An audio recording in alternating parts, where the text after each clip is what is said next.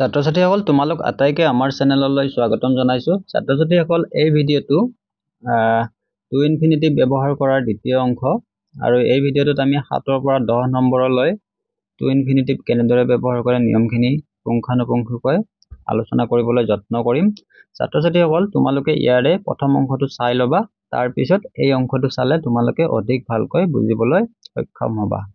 ছাত্ৰ ছাত্ৰীসকল আহাচোন আমি 7 নম্বৰৰ পৰা টু ইনফিনিটিভ কেনেদৰে ব্যৱহাৰ কৰে এই ভিডিঅটোত জানিবলৈ যত্ন কৰো।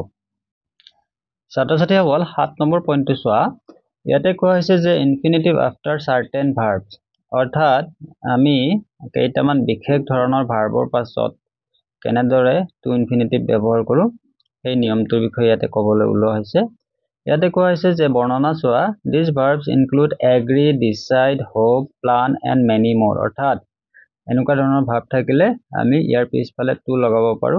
বেষ্ট ফৰ্মটো কেতিয়াবা পাষ্ট টেন্সৰ হ'ব পাৰে, কেতিয়াবা প্ৰেজেন্ট টেন্সৰ হ'ব পাৰে। এতিয়া তোমালোকে ভাৰ্ব কেইটা মন কৰা, এগ্ৰি, ডিচাইড, হোপ, প্লান আৰু মেনি মোৰ বুলি কৈছে। এতিয়া মেনি মোৰ বুলি কওঁতে কি ভাৰ্ব হয় মই তোমালোকক এই লিষ্টখন অলপ পিছতেই দি আছো। উদাহৰণ কেইটা পঢ়াৰ পিছত এই লিষ্টখন আটাইখিনি লিষ্ট মই তোমালোকৰ কাৰণে দি আছো উইথ এক্সাম্পল। উদাহৰণটো চোৱা, she decided to start a new job। ইয়াতে ডিচাইড ভাৰ্বটোৰ পিছফালে টু লগোৱা হৈছে, বুজি পাইছানে? এতিয়া ডিচাইড বুলি ক'লে পাষ্ট ফৰ্মত আছে ডিচাইডেড। আৰু সেকেন্ড উদাহৰণটো চোৱা, দ্বিতীয় উদাহৰণটো, they hope to travel next summer। ইয়াতে hope ভাৰ্বটোৰ পিছফালে টু লগোৱা হৈছে, দেখিছানে? ছাত্ৰ ছাত্ৰীসকল এতিয়া মই পুনৰবাৰ তোমালোকৰ কাৰণে কি ভাৰ্বৰ পিছত টু লগাই আমি টু ইনফিনিটিভ বনাব পাৰো চোৱা। এগ্ৰিৰ পিছফালে লগাব পাৰো, she agreed to help with the project। দ্বিতীয়টো চোৱা, ডিচাইড থাকিলে কেনেকে, ডিচাইড এবাৰ দিছোৱে ইতিমধ্যে, হোপ থাকিলে দিছোৱে ইতিমধ্যে, তোমালোকে আৰু পুনৰ চাই ল'ব পৰা। এতিয়া 4 নম্বৰটো চোৱা, plan, we plan to visit the museum। ধৰিব পাৰিছানে? এতিয়া বাকী ভাৰ্ববোৰৰ লিষ্ট সম্পূৰ্ণকৈ এখন লিষ্ট মই তোমালোকৰ কাৰণে প্ৰস্তুত কৰিছো, তোমালোকে চাই লোৱা। ছাত্ৰ ছাত্ৰীসকল কি ভাৰ্বৰ পিছত আমি টু লগাই কিনে টু ইনফিনিটিভ কৰিব পাৰো আটাইখিনি লিষ্ট তোমালোকৰ কাৰণে দিছো, তোমালোকে নাম্বাৰ ৱাইজ চাই লোৱা পুনৰ। আমি 4টা প্ৰথমতে আলোচনা কৰিলো, তাৰ বাহিৰে কি আছে চোৱা, এফৰ্ড আছে, এইম আছে, এৰেঞ্জ আছে, আস্ক আছে, এটেম্প আছে, বেগ আছে, চুজ আছে, দেখিছানে? তোমালোকে বাক্যকেইটা পঢ়ি ল'বা, লগতে স্ক্ৰীনশ্বটো ল'ব পৰা। মই অলপ পঢ়ি দিছো। I can't afford to buy a new car, she aims to become a doctor, we arranged to meet at the cafe, he asked to leave early, they attempted to climb the mountain, she begged to stay a little longer, he chose to ignore the warning। ধৰিব পাৰিছানে? এই verb কেইটা থাকিলেও তোমালোকে মনত ৰাখিবা, এই verb কেইটাৰ পিছফালে আমি টু লগাই টু ইনফিনিটিভ কৰিব পাৰো। ছাত্ৰ ছাত্ৰীসকল এতিয়া 8 নম্বৰৰ পৰা চোৱা, আৰু কি ভাৰ্ব থাকিলে আমি সেই ভাৰ্বটোৰ পিছফালে টু লগাই কিনে টু ইনফিনিটিভ কৰিব পাৰো চোৱা। কি আছে চোৱা, 8 নম্বৰৰ পৰা চোৱা, claim, demand, deserve, expect, fail, happen, help, ঠিক আছে? ইয়াতে তোমালোকে এক্সাম্পল কেইটা পঢ়ি ল'বা, মই পঢ়ি থাকিলে দেৰি হৈ যাব, তথাপিতো মই তৎক্ষণাত পঢ়ি দিছো। she claims to have seen a UFO, the workers demanded to receive better money। বাকিবোৰ তোমালোকে পঢ়ি ল'বা। আমি 14টা ভাৰ্ব পুনৰ নতুন 14টা ভাৰ্ব দিলো, তাৰ উপৰিও আৰু কেইটামান ভাৰ্ব আছে তোমালোকৰ কাৰণে মই স্ক্ৰীনত দিছো, তোমালোকে চাই লোৱা। ছাত্ৰ ছাত্ৰীসকল আন কি ভাৰ্ব আছে তোমালোকে স্ক্ৰীনত চাই লোৱা। Learn, manage, offer, prepare, pretend, promise, refuse. এইকেইটা ভাৰ্ব যদি আমি পাওঁ বাক্যত, তেনেহ'লে এই ভাৰ্ববোৰৰ পিছফালে টু লগালে আমি টু ইনফিনিটিভ কৰিব পাৰো। এতিয়া চোৱা, she learned to play the piano, he managed to finish the task on time। অফাৰটো চোৱা, they offered to help with the move। prepare চোৱা, she prepared to give a presentation। pretend চোৱা, he pretended to be asleep।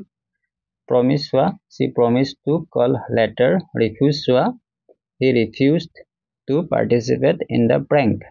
এতিয়া ছাত্ৰ ছাত্ৰীসকল আন কেইটামান আৰু ভাৰ্ব আছে, মই তোমালোকৰ কাৰণে লিষ্টখন দিছো, তোমালোকে যাতে সম্পূৰ্ণকৈ জানিবলৈ যত্ন কৰা আৰু প্ৰথমৰ পৰা যাতে শেষলৈ চোৱা, এইখিনি অতি দৰকাৰী। তাৰ পিছৰ ভাৰ্বখিনিলৈ গৈছো আমি। ছাত্ৰ ছাত্ৰীসকল আন ভাৰ্ব কেইটা চাই লোৱা। ইতিমধ্যে আমি 21টা পালো আৰু ইয়াতে 7টা অৰ্থাৎ 28টা ভাৰ্ব দিয়া হৈছে। প্ৰথমতে 4টা দিয়া হৈছিলে, অৰ্থাৎ 32টা ভাৰ্ব তোমালোকে মনত ৰাখিবলৈ যত্ন কৰিবা আৰু তোমালোকে চেষ্টা কৰিলে পাৰিবা, কাৰণ তোমালোকৰ ব্ৰেইনবোৰ এতিয়াও ফ্ৰেছ হৈ আছে, সতেজ হৈ আছে। তোমালোকৰ অসুবিধা বিশেষ নহয় যদিহে অন্তৰৰ পৰা ইচ্ছা কৰা যায় কেইটামান মনত ৰাখিব লাগিব এতিয়া 22 পৰা চোৱা সিম she seems to be busy swear he swore to tell the truth threaten they threatened to strike try to চোৱা she tried to solve the puzzle wait চোৱা who waited to board the plane wish চোৱা I wish to speak with the manager would like to চোৱা I would like to order a coffee তোমালোকে ধৰিব পাৰিছানে ইয়াতে two code ব্যৱহাৰ কৰিছো আমি কিছুমান ভাৰ্ব আছে পাৰ্টিকুলাৰ বিশেষ ভাৰ্ব আছে সেই ভাৰ্ব কেইটাৰ পিছত আমি টু বহাব পাৰো আৰু টু বহালে টু ইনফিনিটিভ হৈ যায় কিন্তু তোমালোকে জানিব লাগিব কেনে ধৰণৰ ভাৰ্বত এইবোৰ ব্যৱহাৰ কৰিব পৰা যায় তোমালোকক মই সৰ্বমুঠ 32 টা 32 টা ভাৰ্ব দিছো মনত ৰাখিবা এতিয়া ছাত্ৰ ছাত্ৰীসকল 8 নম্বৰটো আমাক নালাগে 8 নম্বৰটো এই কাৰণে নালাগে আমি বেয়াৰ ইনফিনিটিভ কৰোতে এই ৰুলটো ইতিমধ্যে আমি আলোচনা কৰিছো সেয়ে আমি 8 নম্বৰ ৰুলটো স্কিপ কৰিম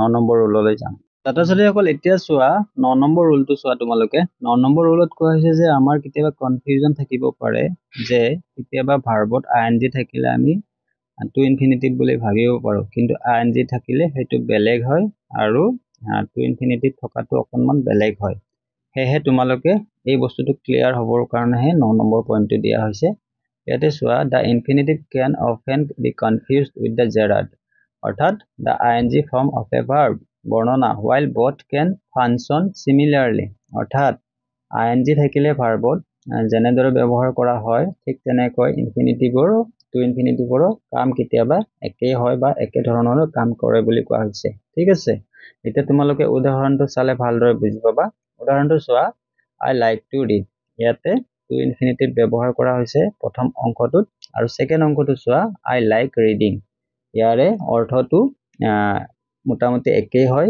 কিন্তু প্ৰথমটোত আমি টু ইনফিনিটিভ ব্যৱহাৰ কৰিছো কিন্তু দ্বিতীয়টোত কি হৈছে জেৰাড ফৰ্ম অৰ্থাৎ ভাৰ্বৰ আইএনজি ফৰ্ম ব্যৱহাৰ কৰা হৈছে দ্বিতীয় উদাহৰণটো চোৱা he remembered to lock the door অৰ্থাৎ তেওঁ দৰজাখন লক কৰিবলৈ মনত ৰাখিছিলে এতিয়া দ্বিতীয়টো চোৱা he remembered locking the door বুজি পাইছানে ভাৰ্বৰ আইএনজি ফৰ্ম থাকিলে আমি টু ইনফিনিটিভৰ লগত কনফিউজন যাতে নহয় সেই কাৰণে 9 নম্বৰ পইণ্টটো দিয়া হৈছে তোমালোকে এইখিনি মনত ৰাখিবা এতিয়া আমি 10 নম্বৰ পইণ্টলৈ আগবাঢ়িম ছাত্ৰ ছাত্ৰীসকল 10 নম্বৰ পইণ্টটো তেনে উজু হয় কিন্তু তোমালোকে বুজি পোৱাৰ অৰ্থে মই দিছো ইয়াতে চোৱা 10 নম্বৰ পইণ্টত কি কোৱা হৈছে নিগেটিভ ইনফিনিটিভ অৰ্থাৎ নিগেটিভত আমি কেনেদৰে টু ইনফিনিটিভ ব্যৱহাৰ কৰো সেই কথাটো অলপ জানি লও ইয়াতে কি কোৱা হৈছে চোৱা the infinitive can also be negated by placing not before it অৰ্থাৎ আমি টুৰ আগত যেতিয়া আমি টু ভাৰ্বটো দিও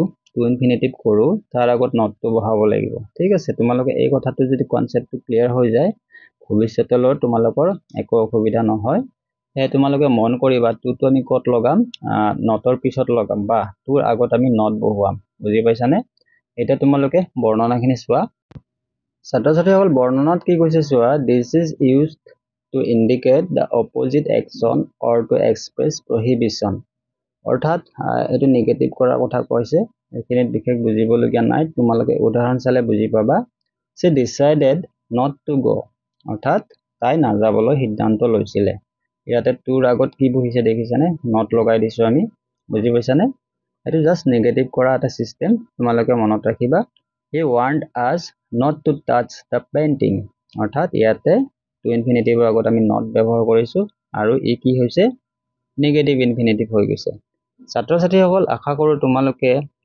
টু ইনফিনিটিভ কেনেদৰে ব্যৱহাৰ কৰা হয় আমি আলোচনা কৰিলো আৰু তোমালোকৰ কাৰণে মই যথেষ্ট উদাহৰণো দিছো আশা কৰো তোমালোকে কনসেপ্টখিনি ভালদৰে বুজি পাইছা আৰু তোমালোক যদি আমাৰ চেনেলত নতুন বা তোমালোকে যদি এতিয়াও আমাৰ চেনেলটো সাবস্ক্ৰাইব কৰা নাই আশা কৰো তোমালোকে সাবস্ক্ৰাইব কৰিবা লগতে তোমালোকৰ বন্ধু বান্ধৱৰ লগতো শেয়াৰ কৰিবলৈ নাপাহৰিবা ছাত্ৰ ছাত্ৰীসকল তোমালোকৰ ভাল হওক তোমালোক আগুৱাই যোৱা আজিলৈ এই ভিডিঅ'টোত ইমানেই ধন্যবাদ